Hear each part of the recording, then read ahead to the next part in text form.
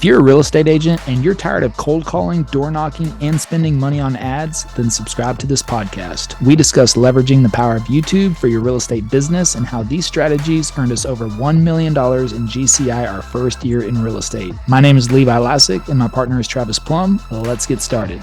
All right, well, let's get started. So my name is Levi Lascsak. I'm a real estate agent in Dallas, Texas, and I focus on telling stories about Dallas, Texas on YouTube to help the out-of-state home buyer and seller make a more informed decision. We've generated quite a bit of business through YouTube, and I'm here with our co-host, co-moderator, Jill of all trades, our client success manager, and everything else under the sun. Chrissy, how are you doing today?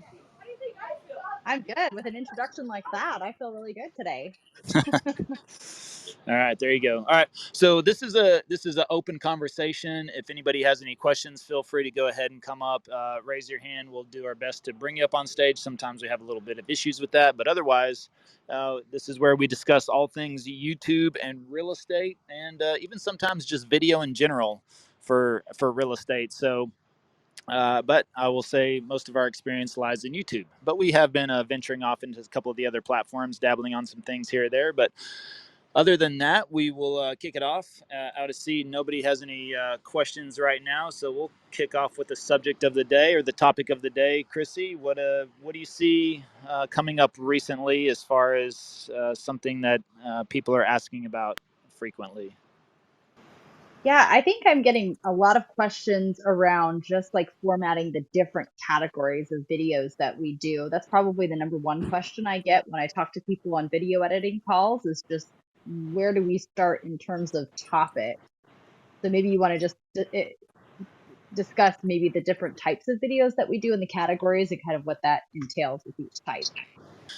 Yeah, sure, of course. I think it's kind of started out as an experiment for us, and now we've kind of stuck to the same format. I mean, a lot of this, in the course we go over this very extensively. So I'll try to give a high level overview here, which is first of all, you categorize things by suburb, I believe. So even though we're living in Dallas, Texas, a majority, probably 98%, 95% of our business is in the suburbs. It's everything outside of Dallas. And so when that's the case, I mean, that's just where a lot of people are moving to.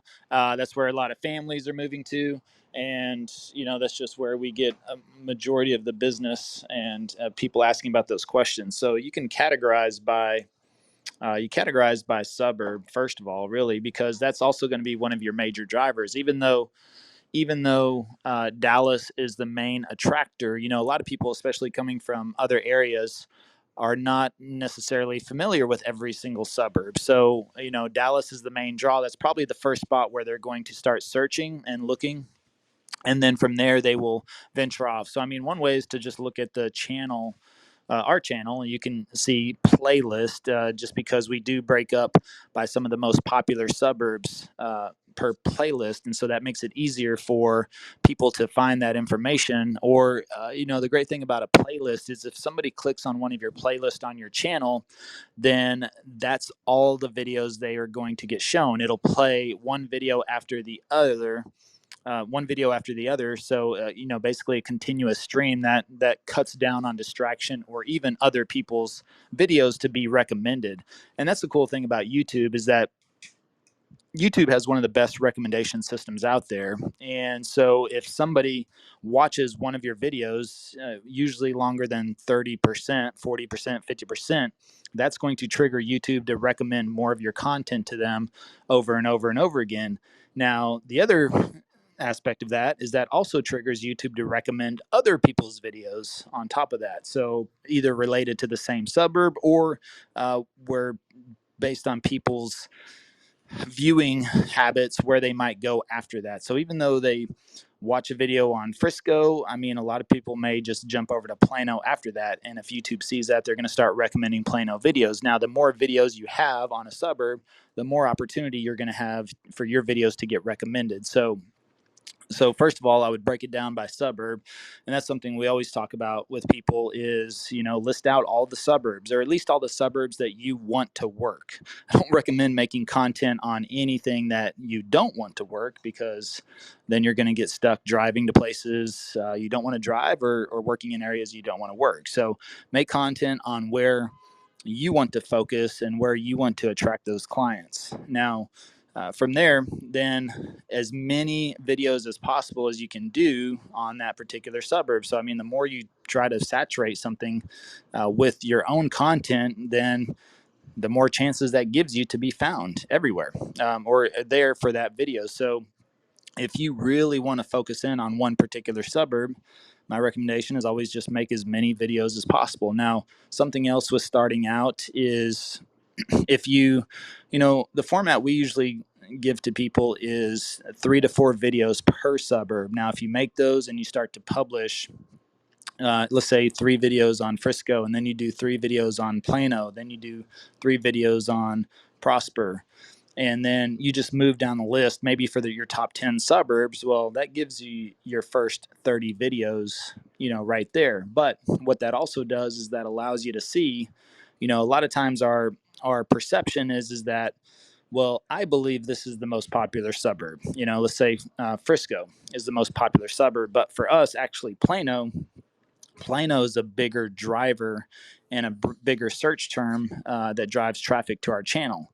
So from that standpoint, it's like, okay, what we think versus what is actuality, that's what we need to compare as well. So, but if you make 3 videos, 2 or 3 videos on each suburb, and you run down the list of your top 10, well, what you can notice is that maybe the second or third suburb, or maybe in the fourth or fifth suburb that you made videos on, if one of those videos starts to pop off, or you see that gain traction or a lot of views, that's your opportunity to go back and double down and say, okay, let me go ahead and punch out 2 or 3 more videos on this particular suburb, because then you want to have as many videos as possible, queued up or ready to go, or viewable for the people that are actually watching your content. So if they, find one video on Plano, they're likely going to watch a second or a third. But if you only have 3 videos at that time, then that's as far as and as deep as they can go into Plano. And people that are researching and looking to make a move typically want to do as much research as possible, but that also means that they'll probably venture off into a couple of other channels as well to watch their Plano content. And this is where the decision comes down to the viewer and to the client, where they start to determine who do they want to work with. Now, if you have 6, 7, or 8 videos on that suburb, and everyone else only has 1 or 2, number one, you're going to look like the authority automatically, just by default, because of the volume you have. But also, you're giving them more content to view, which gives them more opportunity to build a relationship with you, and therefore cement your opportunity and give you the best chance possible for them to call you versus somebody else. So, and that's the other thing. This is where consistency plays a key role as well, because people notice your consistency on social. This is how they vet a lot of people. Maybe they get targeted by a postcard or a magazine ad or something else, billboard, but they're probably going to go, first thing they do is probably check and see, are you on Instagram or Facebook or TikTok, maybe even possibly. I mean, a lot of people I don't think tend to verify to see if you're on YouTube, but if they were to do that, then they'll see the consistency of your content. And I believe that if we're inconsistent on our content, that's a signal to people sometimes that we could possibly be inconsistent in our business. And I think we don't want that impression left on anyone. So the more consistent we can be on these platforms as well, the better that looks for us. And we know this to be true as well, because we get several reach outs, every day, week, and month, where people ask us, do we actually have time to work with them, or would we consider working with them, or can we help them out? Or they say, we know you're busy, or we see everything you're doing. And so they equate that as well to us staying on top of it and working hard and staying busy. So they are like, man, if this guy puts out 2-3 videos a week, plus he's helping clients, plus he's running a business, they know. So, but whenever they call, they've already made that decision that they want to work with you. Most likely, usually 99% of the time. We've only had, I think, maybe handful of clients, 5 at the most, out of all of the calls so far, where those 5 people have said, well, hey, we're thinking about working with another agent, or we're calling you and we're calling somebody else right after that. And then we've had 1 or 2 people that have been like, well, I'm calling the other YouTube agents. So we usually have people on the other end where they said, we've worked with another agent and it was an awful experience, but we found you guys and now we really want to work with you because we can tell you know what you're doing. Yes, and that as well. We've helped several people that have lost multiple deals, especially in the market over the last year and a half, 2 years, that they have lost 5, 6, 7 offers and came to us, and we were able to get them under contract. Now, we also talk about that on our videos. But as far as, going back to the formatting, I mean, all that kind of plays into the fact that, you know, you search, first of all, figure out what's mostly searched, what are the most searched areas, not what you think. I mean, again, this is where a lot of times we don't want to let our ego or our thoughts or what we may think is correct get in the way of what is actually correct. And therefore, I kind of love running this exercise whenever I work with people individually, is I say, tell me what you believe are your top 5 or 10 suburbs.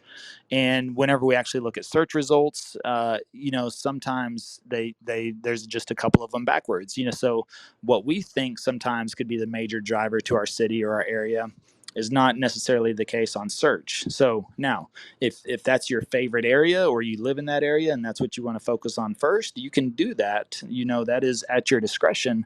At the same time, you want to consider, though, well, if the suburb next door, or maybe 10 minutes away or 30 minutes away, I'm willing to work it, not my first choice, but I'm willing to work it, and it has 2 or 3 or 4 times the search volume, well, that's giving us a better opportunity to get found a lot quicker and sooner rather than later. So if I go to make content, about that particular area, even though it is a 30-minute drive for me, but I'm willing to work that area, it's just going to help my opportunity of getting discovered a lot quicker than if I, crank out 3 videos. Now, is that a big difference between if you start there or in your backyard?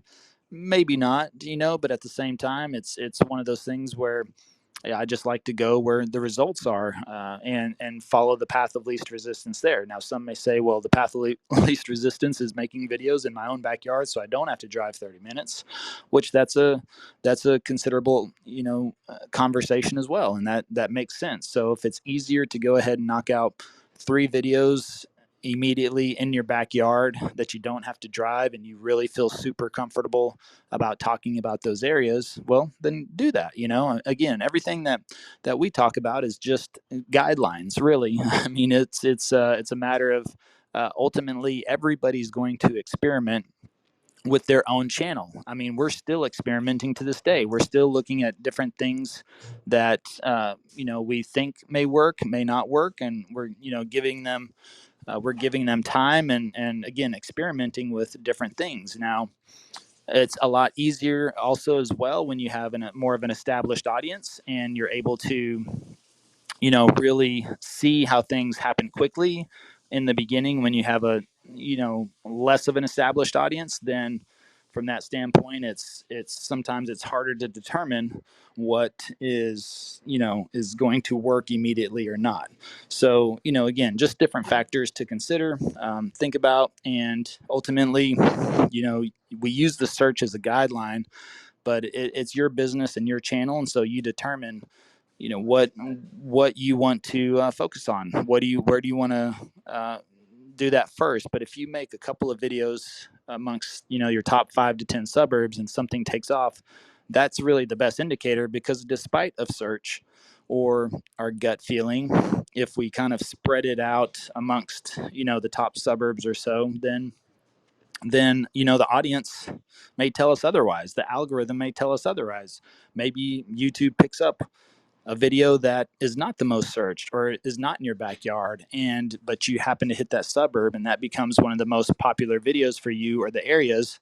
And that's something that's the path of least resistance at that time. So then you're like, well, hey, let me make a few more videos on this neighborhood or suburb, even though it was like mid-range. It wasn't my top, it wasn't the most searched, it wasn't my first choice, but it's the one that's taking off, so I can go back and double down and create a few more videos on that. And I believe you have 10 to 15 videos very easily on any suburb that you have, and so therefore you have more videos that you can continually make based on the ones that continually take off. So hopefully that helps kind of answer that question. Also, guys, if any questions that you may have, then feel free to raise your hand, come up on stage. Love to keep this as an open discussion. But do you think that helped clarify, Chrissy, or is there something else we could go a little deeper on?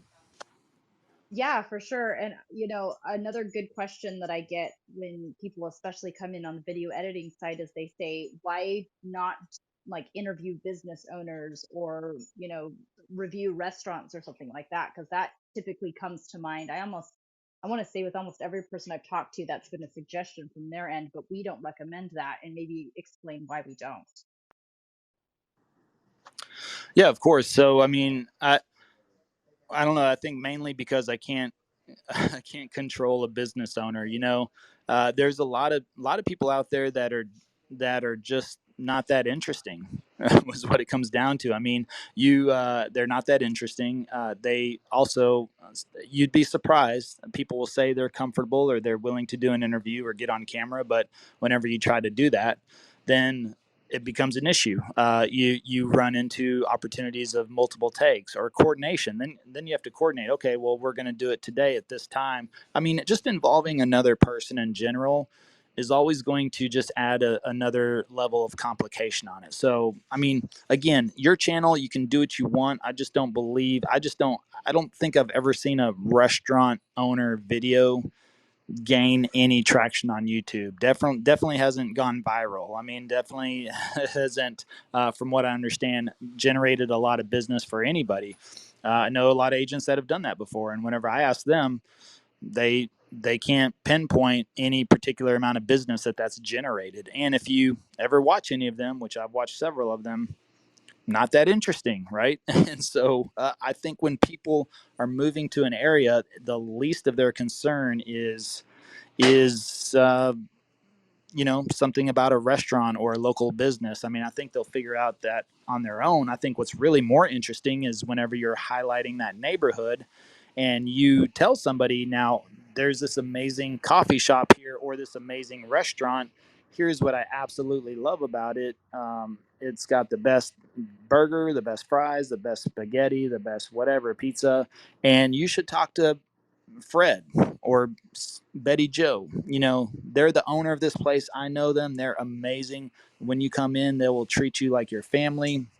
And if you really just want to have a great meal and have a great time, and feel like you're eating at a friend's house, this is the restaurant you need to come to. But, this is where I, highlight that restaurant, not dedicate a whole video or an interview or something like that about the restaurant. And so to me, that makes it a little bit more intriguing, because ultimately it's your channel. People are looking for your viewpoint and your perspective and your stories and your experiences, and that's what they're searching for. They want to know ultimately about the areas. Is this a good area? Yeah. Do restaurants matter? Maybe not so much. I mean, I think everybody likes to know that there's a good restaurant or two in the area, but I think a lot of places, almost no matter what neighborhood or area you go to, you're gonna find a good restaurant there. At least one. And so, and that's just something that you can easily highlight and cover there. So, it's just something that, think about it. I mean, who here would really, really enjoy watching a restaurant owner interview? So ask yourself that question too. Do you find that intriguing information fascinating? Do you learn a lot from, you know, that as well. And not to downplay any restaurant owners at all whatsoever. It's just a matter of, the whole goal of YouTube really is time on platform, and they get time on platform by time on video, and that time on video means average view duration. So if you want to capture somebody's attention and keep it, think about that. A lot of restaurant owners, probably not the best interviewers, right? And so that's the thing. Are they able to actually tell a story? Are they personable? I mean, now if it's Joe the pasta guy, and Joe the pasta guy is a hoot, and cracks it up with everybody, has a great sense of humor, and that would be a fun video. It's possible, maybe that might be entertaining, but I probably wouldn't even. I maybe just ask them a question or two again while you're highlighting the area, and you're saying, "Oh, look, here's my favorite pasta restaurant, and you got to talk to Joe. He's super funny, and let's say hi." Or Joe comes out and you're like, "Hey Joe, let me ask you a quick." I mean, but again, you're still having to coordinate that, and to me, that's usually the reason that I don't do any of that, is because the more you have to coordinate with other parties, the more complicated things become, and you're dependent on somebody else to deliver or show up or be there on time or be good on camera, all those different factors. It's not something for me for time efficiency that is something I'm just really interested in pursuing. So even just like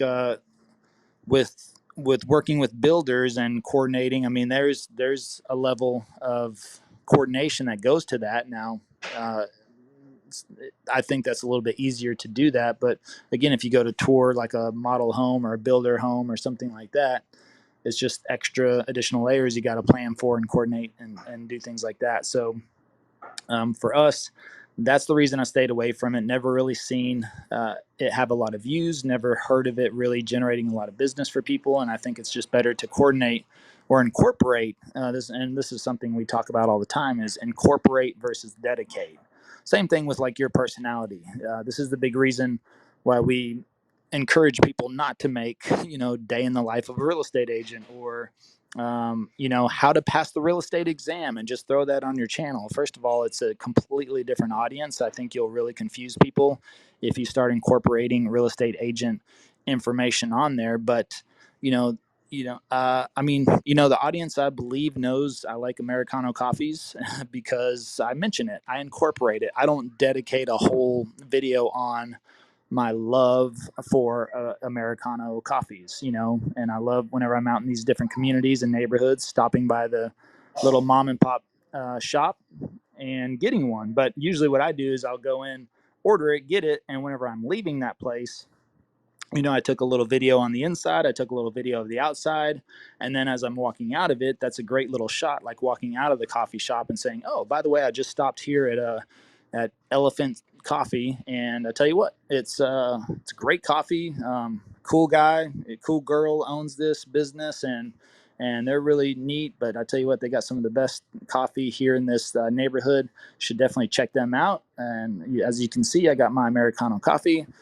You know me, and it's just something like that. So the people start to know you, develop that relationship with you, because I incorporate things about my personality. I just don't dedicate it. I don't say, "Hey, in today's video, I'm going to tell you everything I love about Americano coffee and take you to my favorite coffee shops." It's just something that I don't think people are really in their research mode moving to an area. They're concerned about that. They know they'll find a good coffee shop. They know they'll find a good restaurant here or there, and that's usually just kind of bottom of list, unless it's a single person, young professional, maybe. I mean, that's what they're doing. They're like, "I want to go out to the best restaurants, the best bars, the best spots, locations, blah blah blah." Well, then yes, restaurants become very important to them. But still, if I did a whole video on just restaurants in an area, not really sure. I don't know. Could be something you try too, though. But again, it all comes down to experimentation and what you think may or may not work for your channel. But yeah, at the same time, if you want to do it, if you want to do that restaurant owner interview, well, then do it and see how it works out.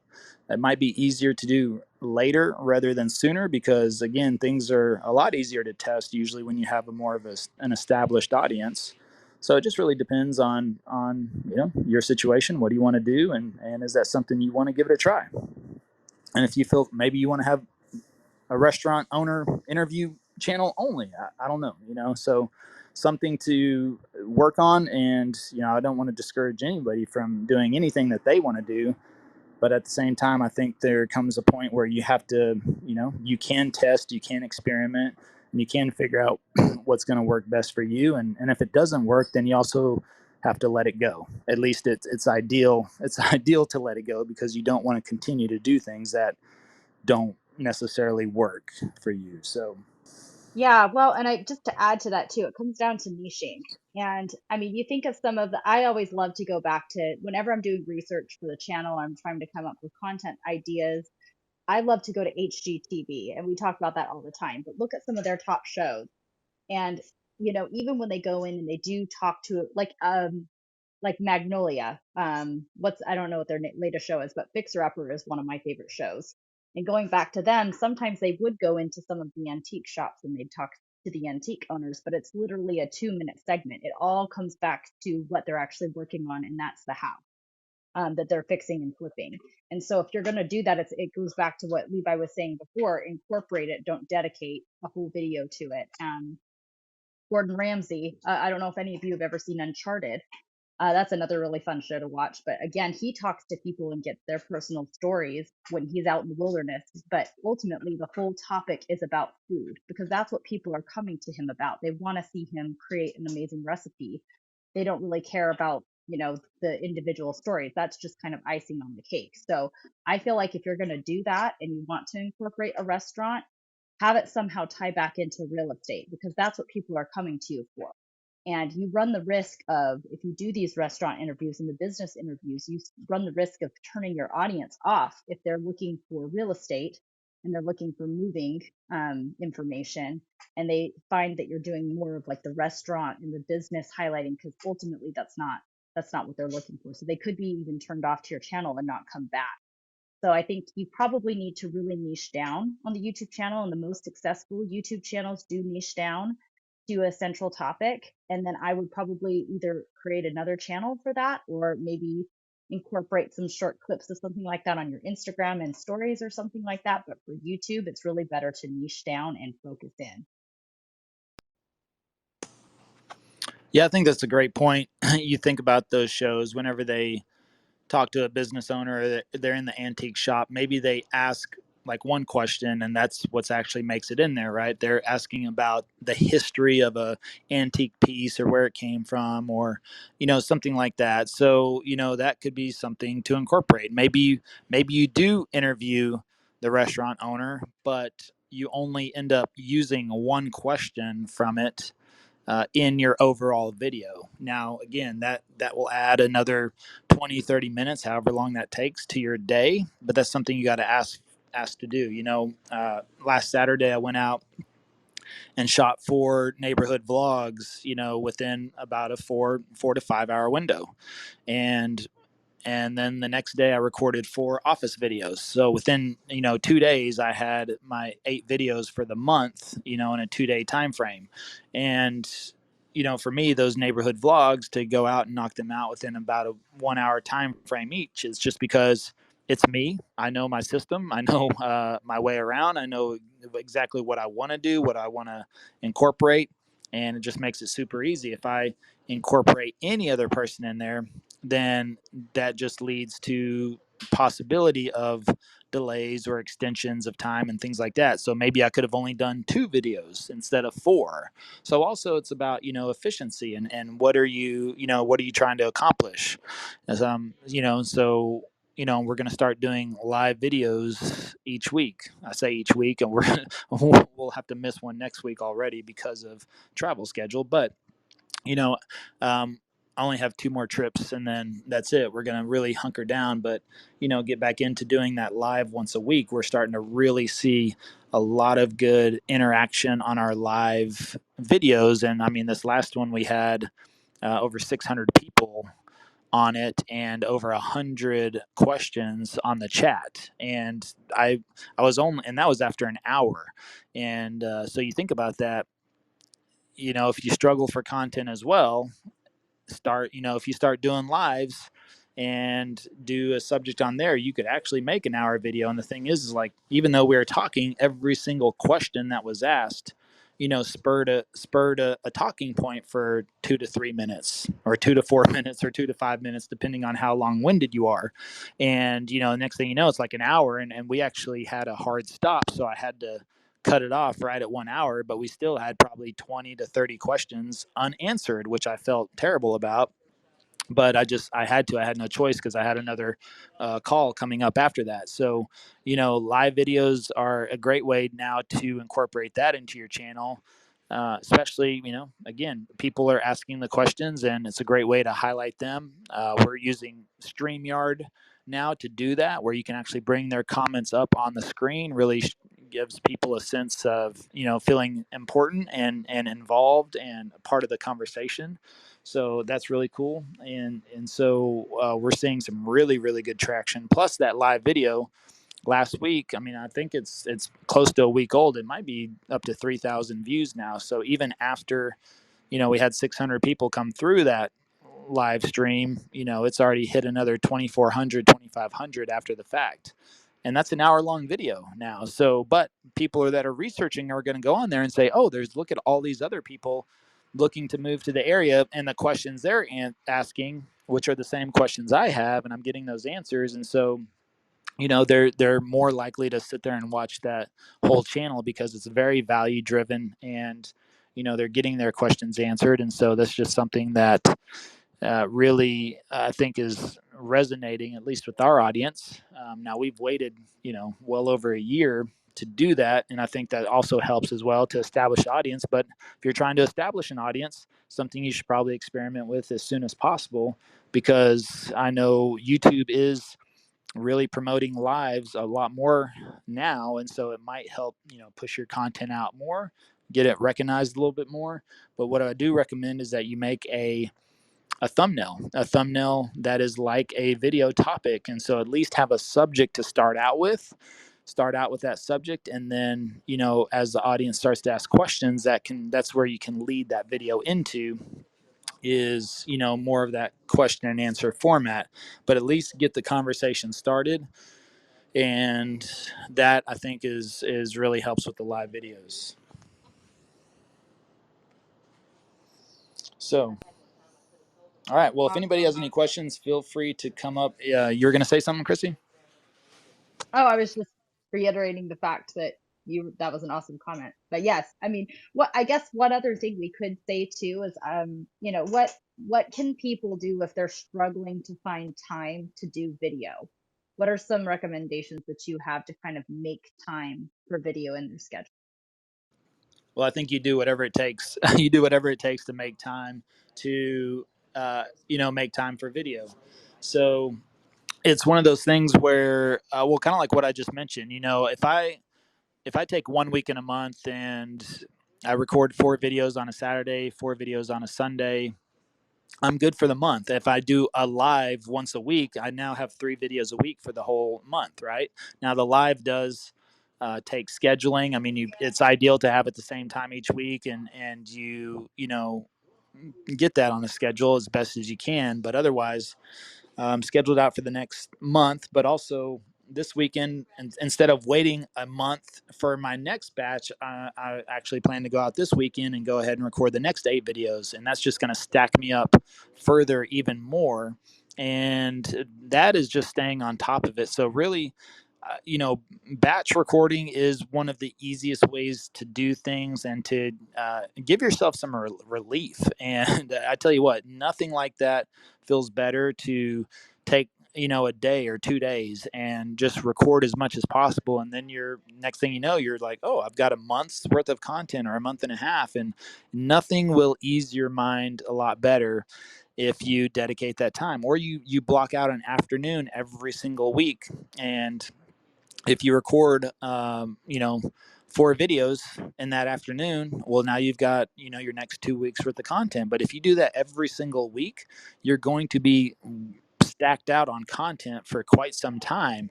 And it just feels good when you're ahead of the game versus trying to scramble every other day or squeeze in a video. But ultimately, you have to time block. And that's what it comes down to. Recording video has to be a non-negotiable on your schedule. But for me, video is the least amount of time I spend in my business now. I don't, to me, video is the true 4-hour work week.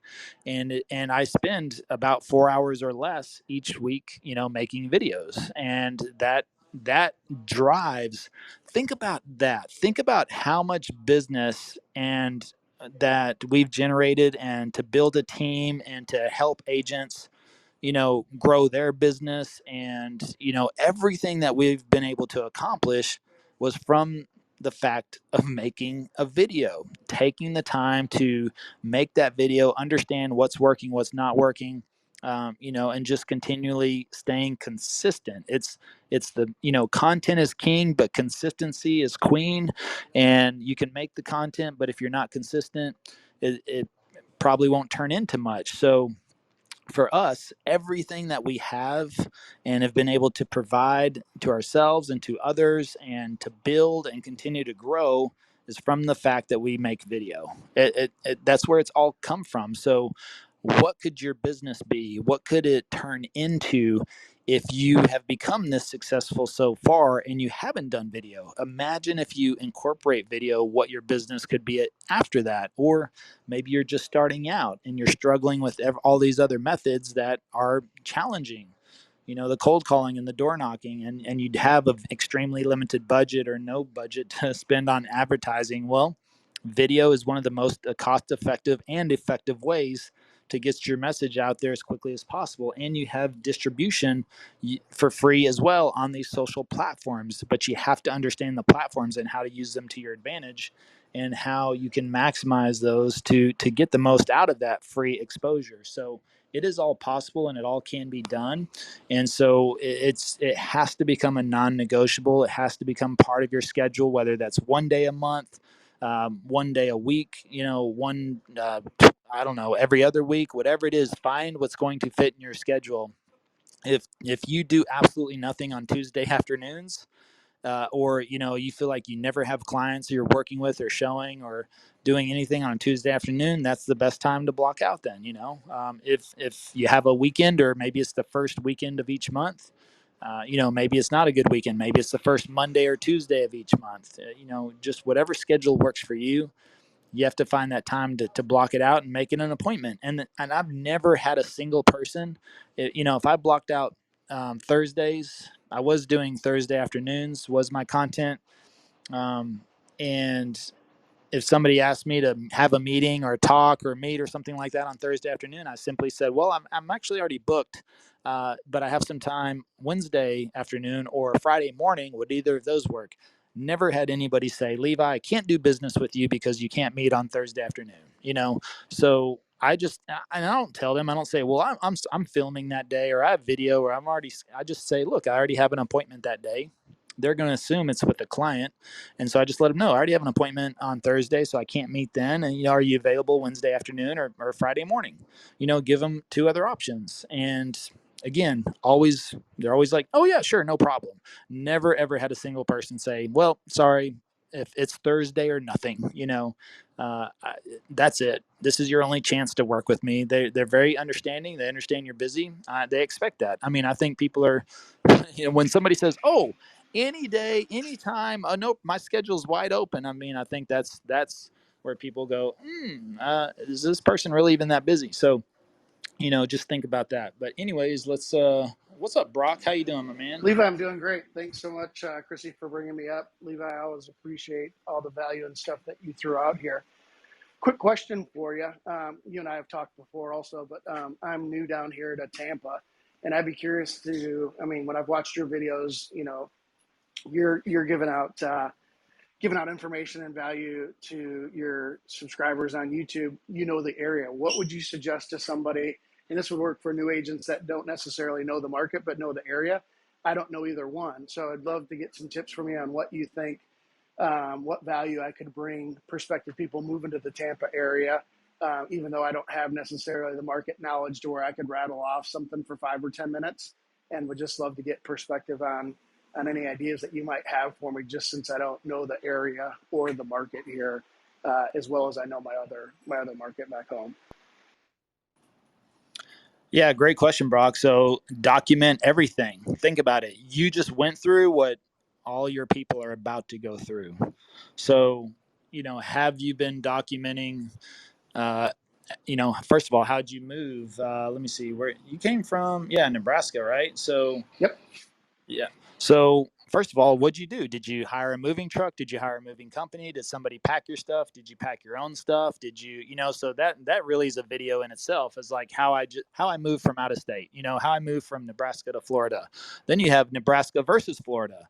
You have several topics you could start, building right there. And I think the main thing is to be honest and, to explore. I would not, this is just me, but I would not eat lunch at home for the next month or two. I would go out to every different neighborhood or suburb or the areas that I want to work and go have lunch in this neighborhood, go meet, just start to get to know the area, explore, and then, maybe you spend one day in an area and the next day you can go back and make a video. Hey, I just, explored this whole area. This is what I found out. This is what I figured out. This is what I like about it. This is what I don't like. And you're really giving a very fresh perspective versus somebody who's been entrenched there for the last 15 years, where they might be completely biased against, everything's great. They love this and that. And, they're telling you all the ins and outs. It's like, this is what you discovered. This is what you found out. This is what you shouldn't do. Okay, this is what I did. And if I were in your position right now, I'm telling you, don't do this. All of those are video topics and ideas and subjects. So again, it's not, you don't necessarily have to know everything about the real estate market there, but you are experiencing it for the first time as a transplant, and that's exactly what you're about to help the people do. Tampa is one of the top relocation markets. So guess what? Everybody's searching, and they're searching Tampa. And so now here you are. You're not a new real estate agent. Now make sure people know that, I'm not brand new. I'm just brand new to Tampa. And this is everything I'm learning and figuring out. And you know what? I thought we wanted to live over here, but we decided to move over here instead because of this or that, or if you have family there, my family has explained this to me. I found that to be true, maybe not true. So start thinking about how you document this process is really everything that you're doing is content right now because you are experiencing what people are about to experience. Does that make sense? It does. You and Amanda are both on the same page. She's been trying to get me to do the same exact thing. I'm just insecure, I guess, about being new. In Nebraska, I'm an 18-year veteran. I know the market, front to back. So I think coming down here, I look at, are people going to see value in me? Yes, I know how to sell real estate, but every market is different, and I just worry about that hurting my options because I'm putting in there, I'm being real, and I think that's what you and Amanda both have mentioned is just set yourself apart and just put out there what's going on and what you're facing. And I just feel I have the hardest struggle with that because my insecurity of how I'm going to be perceived, really not knowing necessarily the market or the area. And of course, once I find somebody to work with, I can do that homework pretty quickly and find that out. But I think for me, it's just the perception of going out there and doing videos and attracting clients and them, saying, do I want to work with somebody brand new? And again, total insecurity on my end. But thanks so much for that advice. It's exactly what I should be doing. But again, I just insecure, I guess, on being somewhere new. So thanks again. I appreciate the words of wisdom and always appreciate everything that you put out in your time, Levi. Thanks so much. Well, thanks, Brock. Can I ask you a question real quick? Absolutely. You mentioned options. So do you have more options or less options if you're on video? Good point. Obviously, no options. If I'm not doing video at all, I don't have to worry about anyone not knowing my situation. So great point. Exactly. I appreciate that. Yeah. If you don't do it, you're right. Nobody's going to know. You're going to have zero options through video or through YouTube. So that is the way to look at it. But you document, you be honest, you be real. and you put it out there, if somebody doesn't work with you because they think you're brand new, even though you're 18-year veteran, well, then you wouldn't have got that person anyways if you had not made the video. But you get that $1 million buyer that says, you know what, man, what you said just hit me right in the heart, made sense to me. And I'm coming from New York. I'm coming from Nebraska. I'm coming from California. I have these exact same questions and concerns. And you know what, everything you said just made sense to me. But, so I thought, why not give you a call? Well, then you just have one more option than you would have had if you hadn't made the video, right? That's outstanding. Levi, it's like you smacked me in the back of the head and said, knock it off. And now I'm ready to go after it because, you've made a great point and the light bulb went on. It's like, if I don't do it, I don't have to worry about the conversion numbers because there are none. So again, I can't thank you enough. I really appreciate the clarity on that. And I'm got what I need to now to go out and be real. So thanks so much. Yeah, you're welcome. And think about this too, right, Brock? This is, and for everybody, this is what I love about video is that we've actually never had anybody call us to tell us that they weren't going to work with us because we make terrible videos. Nobody's ever called us to reject us. Nobody's inbound called us to reject us, to say, you know what, your videos are terrible. I'm not going to work with you. I'm going to work with somebody else. So if somebody determines that they don't want to work with you through video, they're not going to call you, most likely. And so now the people that do call you, as we mentioned before, they've already made the decision. 99% of the time, they made the decision that they want to work with you. They've taken that step. They've reached out to you, and based on the text message, emails, and even the phone calls, I mean, they tell us exactly, hey, we love your videos, watched everything, taught us so much, so usually they come out saying that they learned a lot. And again, because they, give us a call, they're ready to make that move. Our contact to under contract this year is 46 days.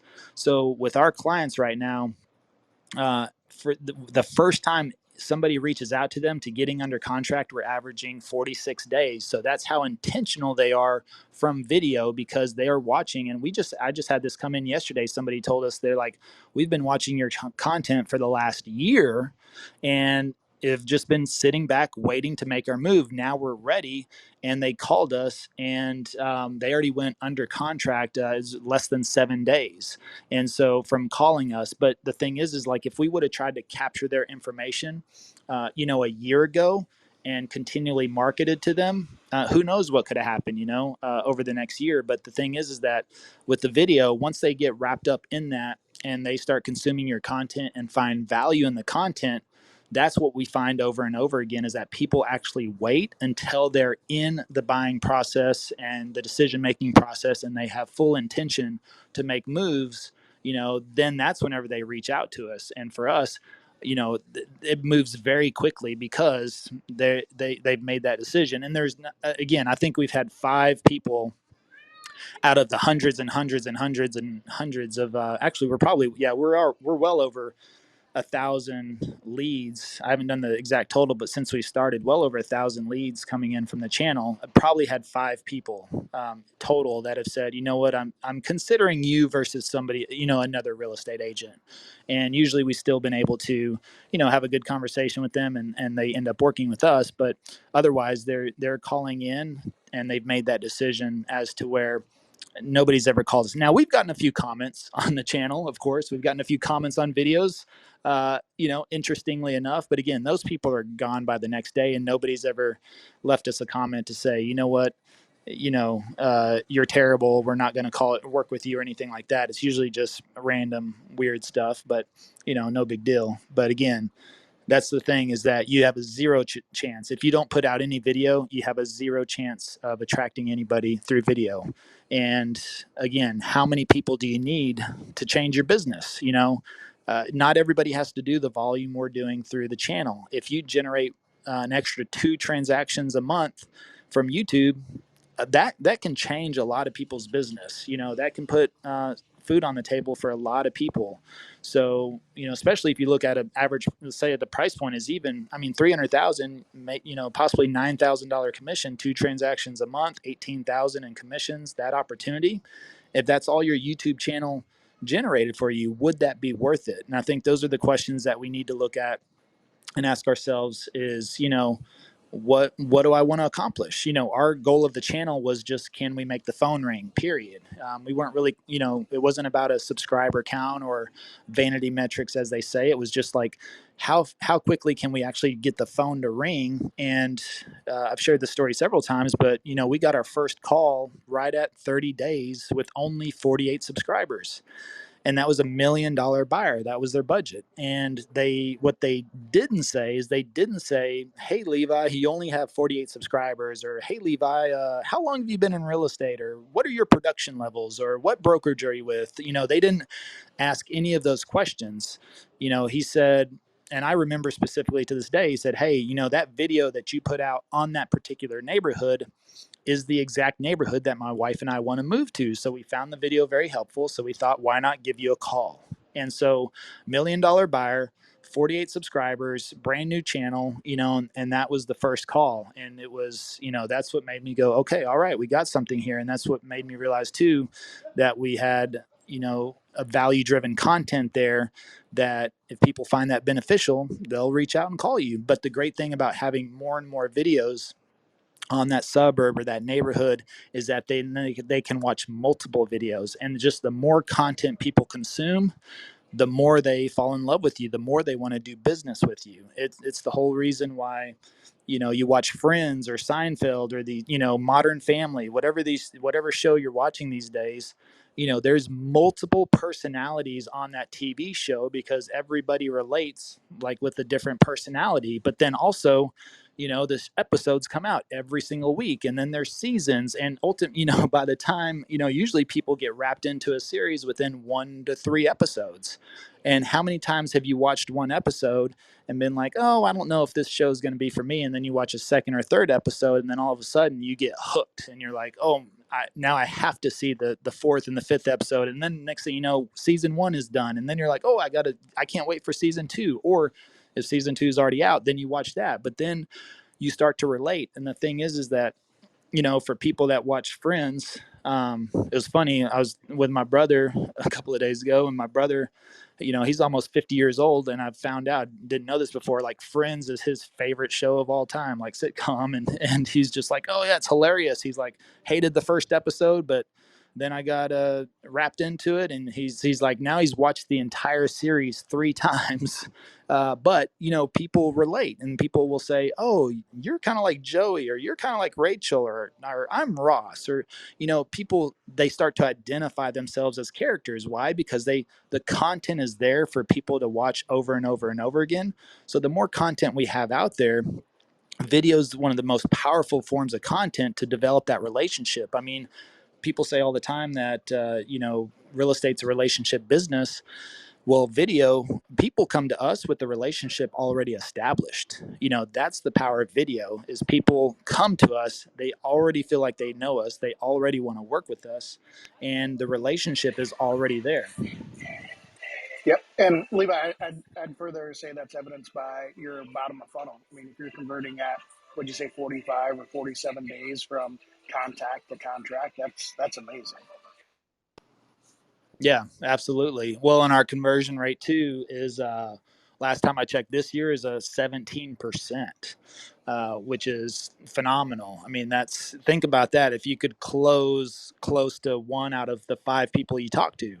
So maybe we're not getting, 100 Facebook leads per month, or 100 Zillow leads per month, or, but we're getting a pretty good number, and they're extremely intentional, and we got high conversion numbers. And so it's just a much better opportunity. But yeah, I would just do it, Brock. I mean, the next thing you know, you explore all these areas, 6 months, a year is going to go by, and then you are a resident expert. You're no longer the new guy.